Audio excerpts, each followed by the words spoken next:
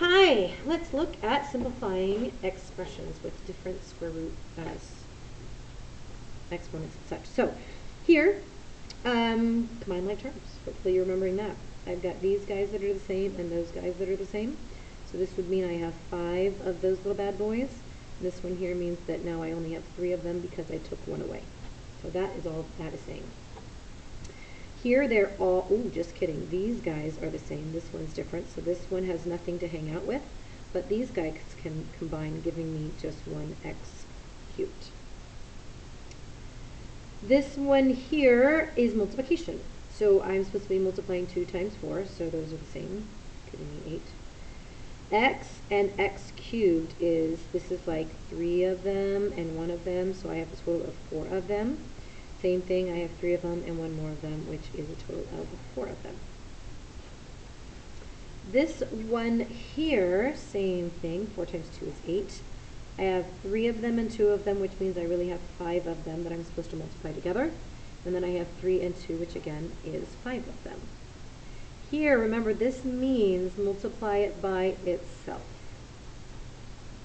Like this.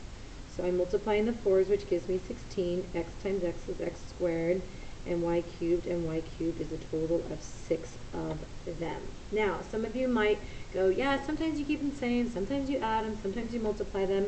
Again, this is 2 of them being multiplied, and this is 3 of them. So when I look at this, I really want 5 of them to be multiplied.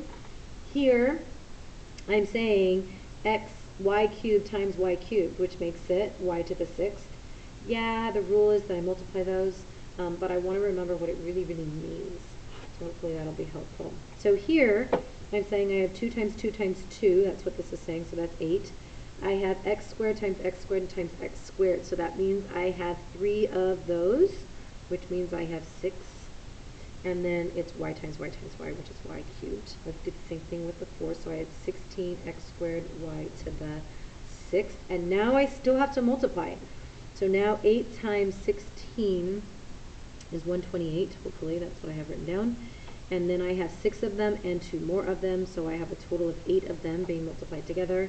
And then I have 9 of the y's. All right, last but not least, we've got some basics here. So here, distributive property, I have 2 times this. So I have, means I have 2 of these guys. So I have 2x minus 6. Minus 4x minus 28. Notice that I am remembering to not only bring the number but also the sign. And now I can combine my like terms. So I have negative 2 of them minus 34 of them.